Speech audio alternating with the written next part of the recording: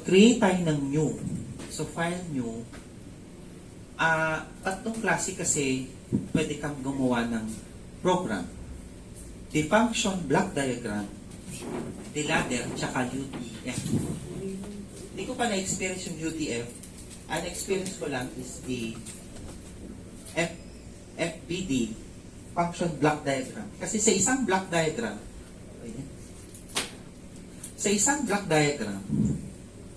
kasi ang gawa dyan, puro block lang. Pero ang nasa loob ng isang block diagram is also a ladder. Okay? For example, ito ay ang pag inopen mo yung block diagram na yan, ang laman, ladder. So, parehas lang din. Okay? Kaya, doon tayo sa ladder. Okay? Ladder diagram. Yan. Dito sa side na ito,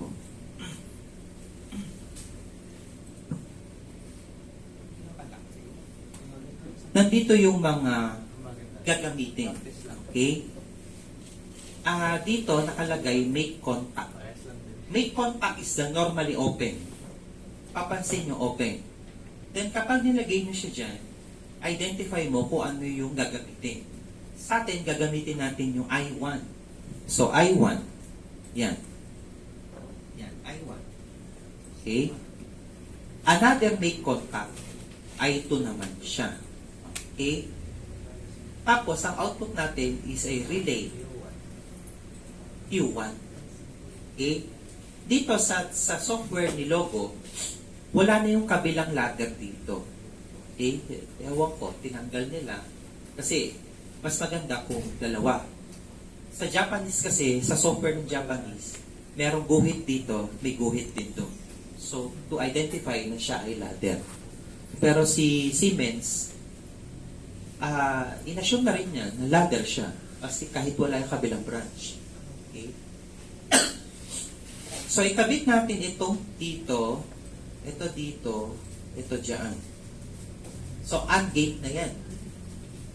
So, kapag ito ay pinindot, or nag-normally close, at saka ito, iilaw yung Q1. Okay? Iilaw dapat. So, tingnan natin. Upload natin.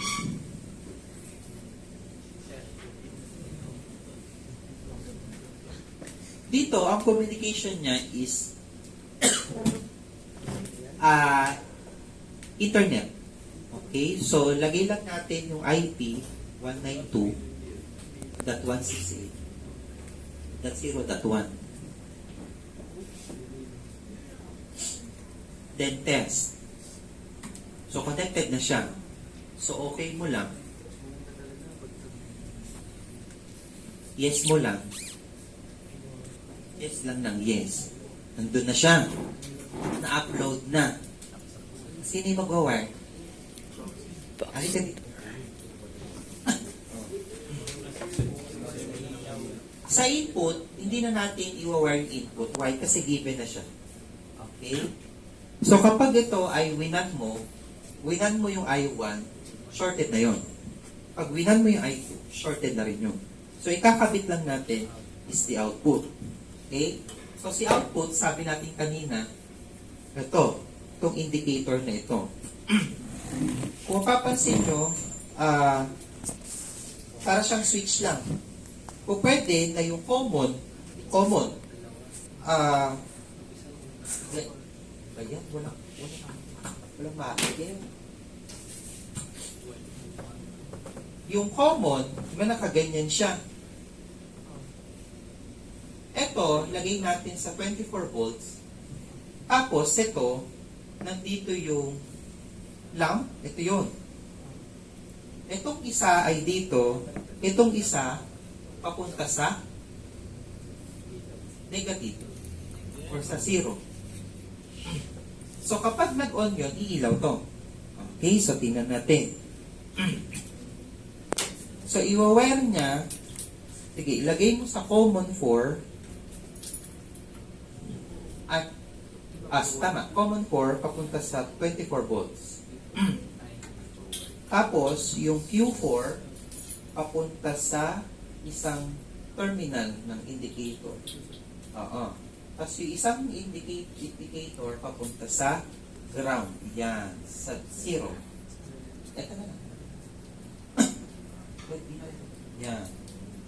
Tapos itong supply, kasi ito may switch na eh. So kabit mo lang ito sa 24 volts. Sige sa 24. Yan.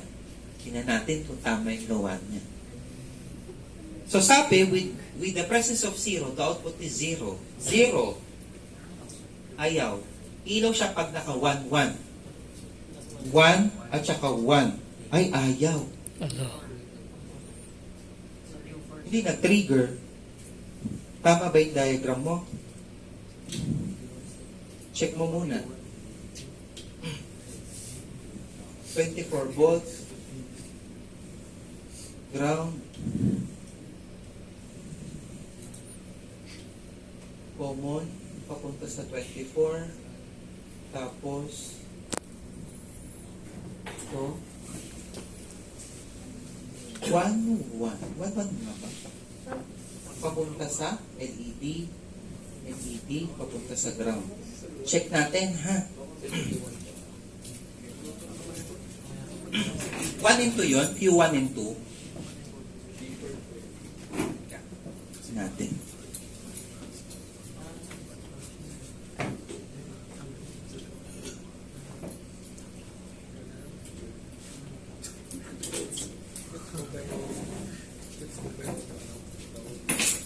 Upload ulit natin. Tingnan natin. Hindi niya nakita.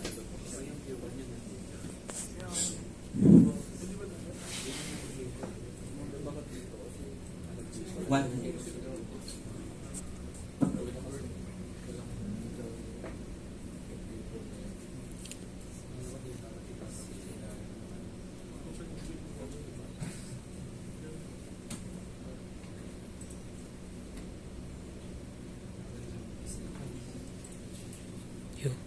Oh. Ay. Nakalagay pala siya sa Q4. So, palitan natin ito ng Q4. Upload natin ulit. Grabe, galing na. 192.168.0.1.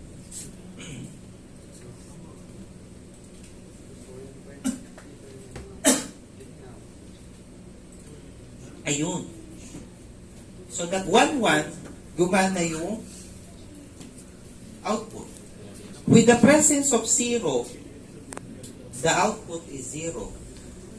So, 1-1, with the presence of 0, the output is 0. So, gumagana yung AND gate.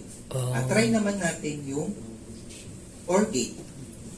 OR gate. Dito, wala ka nang gagawin sa hardware kasi set na siya. So, pwede ka na mag-program. Try natin. So, i-remove ko lang ito. Lagay ako ng another make contact. Pangalan ko siya ng I2. Lagay ko lang siya dyan. And then, yan. Okay? Tingnan natin kung gagana yung OR gate.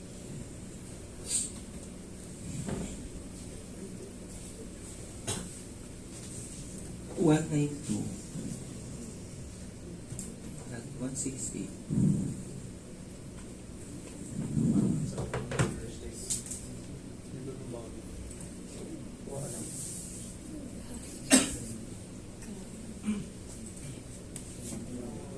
So, OR gate.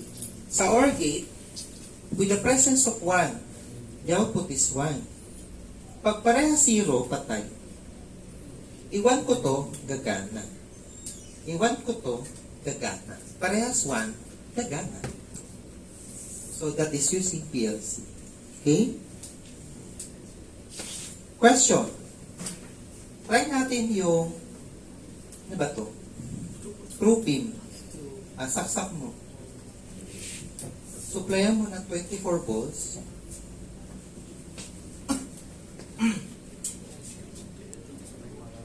Ano yan? 24 volts. Nasaan na yun?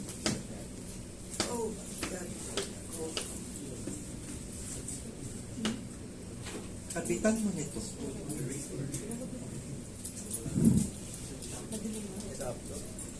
Common mo doon. Yan, common mo dyan. Tapos 24 volts. Try natin gumana yung tubig. 24 volts. Tapos gram to gram.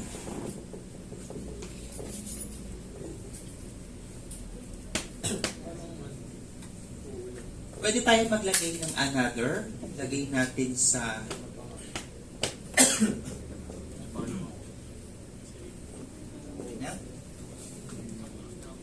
supplyan mo yung 24 ba? Lagay tayo ng another big contact dito. I3. Oo. Pwede rin doon. Common mo doon. Sa baba. 24 volts din yun. Oo. Nasaan yung ground? Yung black pa.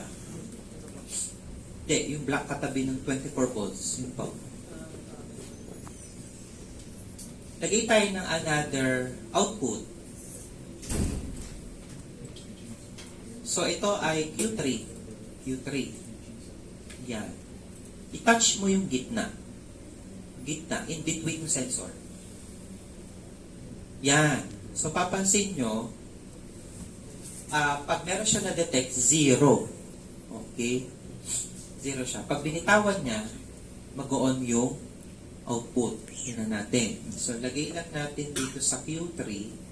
Tingnan lang natin yung status ng I3. So, maglagay ka ng indicator sa Q3. Kasya pa.